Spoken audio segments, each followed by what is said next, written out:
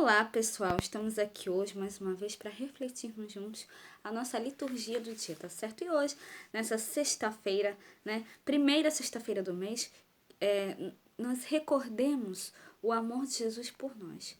Recordemos ainda que Jesus é a vida. Então, que nós realmente possamos celebrar com alegria o mistério da nossa fé. Então, a primeira leitura de hoje está em Atos, capítulo 9, versículo 1 a 20.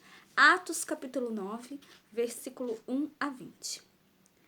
E Saulo, respirando ainda ameaças e mortes contra os discípulos do Senhor, dirigiu-se ao sumo sacerdote e pediu-lhe cartas para Damasco e para as sinagogas, a fim de que se encontrassem alguns daquela seita, quer homens, quer mulheres, e os conduzisse presos a Jerusalém. E, indo no caminho, aconteceu que, chegando perto de Damasco, subitamente o cercou um resplendor de luz do céu. E, caindo em terra, ouviu uma voz que lhe dizia: Saulo, Saulo, por que me persegues? E ele disse: Quem és, Senhor? E disse o Senhor: Eu sou Jesus, a quem tu persegues. Duro é para ti recalcitrar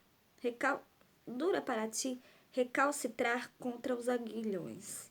E ele, tremendo e atônito, disse: Senhor, que queres que eu faça?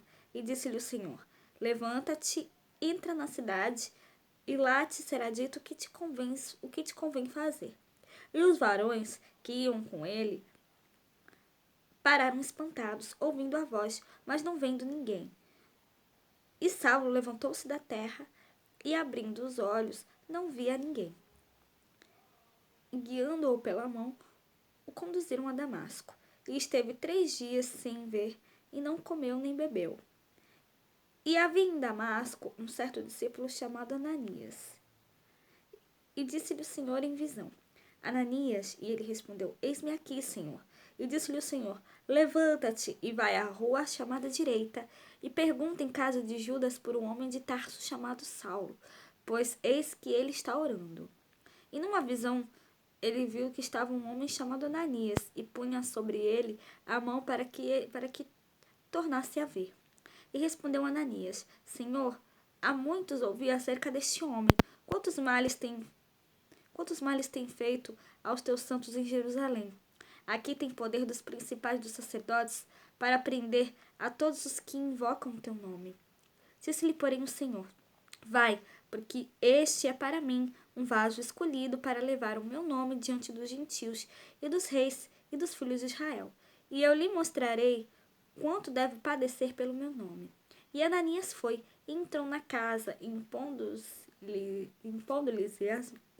as mãos, disse: Irmão Saulo, o Senhor Jesus, que te apareceu no caminho para onde vinhas, me enviou para que tornes a ver e sejas cheio do Espírito Santo.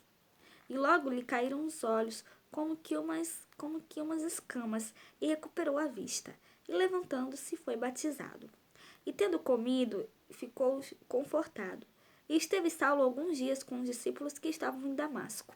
Logo nas sinagogas pregava Jesus, que este era o Filho de Deus.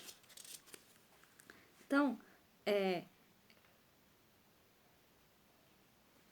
essa primeira leitura mostra pra gente, ela mostra pra gente a conversão e a vocação de Paulo, que aqui ainda se chamava Saulo. Então, aquele que respirava ares de perseguição caiu por terra diante da luz. Não conseguia ver, não comeu nem bebeu por 3 dias. Como Jesus, Paulo ficou sepultado por 3 dias e foi tido como morto.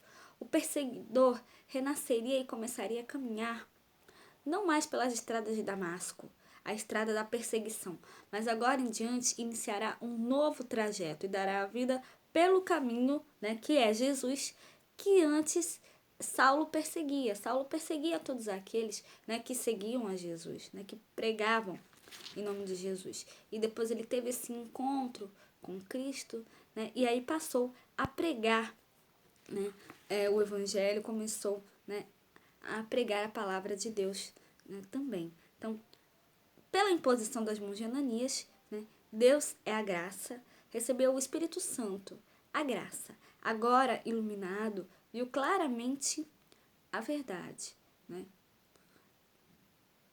Batizado, começou a afirmar que Jesus é o Cristo.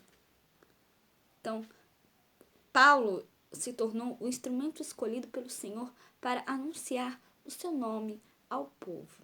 Então, do mesmo jeito que Deus escolheu Paulo para anunciar o Evangelho, Deus escolheu a Paulo, Cristo escolheu a Paulo para anunciar o Evangelho, Ele também nos escolhe hoje. Então, que nós possamos, sempre cada vez mais também, anunciar a palavra de Deus, anunciar o Evangelho de Cristo a todos. E agora, falando do Evangelho, hoje ele está em João, capítulo 6, versículo 52 a 59. João, capítulo 6, versículo 52 a 59.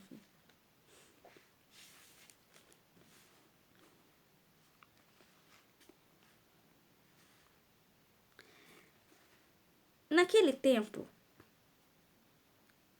os judeus disputavam, pois, os judeus entre si, dizendo: como nos pode dar este a sua carne a comer? Jesus, pois, lhes disse: na verdade vos digo, que se não comerdes a carne do Filho do Homem e não beberdes o seu sangue, não tereis a vida em vós mesmos. Quem come a minha carne e bebe o meu sangue tem a vida eterna, e eu o ressuscitarei no último dia. Porque a minha carne verdadeiramente é comida, e o meu sangue verdadeiramente é bebida. Quem come a minha carne e bebe o meu sangue permanece em mim e eu nele. Assim como o Pai que vive me enviou, eu vivo pelo Pai, assim como quem de mim se alimenta, também viverá por mim. Este é o pão que desceu do céu. Não é o caso dos vossos pais que comeram o maná e morreram. Quem comer este pão viverá para sempre. Ele disse estas coisas na sinagoga, ensinando em Cafarnaum. Então, o evangelho de hoje, ainda no discurso do pão da vida, né, Jesus fala para que compreendam que ele é a vida. Né? Então, ele fala que quem come a minha carne e bebe o meu sangue permanece em mim e eu nele. Então, assim, o que come viverá por causa de mim. João capítulo 6, versículos 56 e 57. A minha carne é verdadeira comida e o meu sangue é verdadeira bebida. Então, que nós realmente, Jesus nos fala que nós realmente devemos nos alimentar, né, desse pão da vida, que é Ele, né, e que nós realmente possamos, né, louvá-lo e glorificá-lo para sempre, né, e que nós possamos, né, como Jesus mesmo disse aqui, como o Pai que vive me enviou e eu vivo por causa do Pai, assim o que me come viverá por causa de mim. Então, que nós realmente possamos louvá-lo e glorificá-lo para sempre, tá certo? Então, era isso que eu tinha para falar para vocês hoje.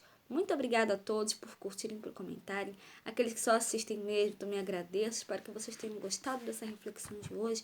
Espero encontrá-los todos aqui amanhã, sábado, se Deus quiser, para continuarmos refletindo cada vez mais as leituras da Sagrada Escritura. Então, muito obrigada a todos e até a próxima, se Deus quiser.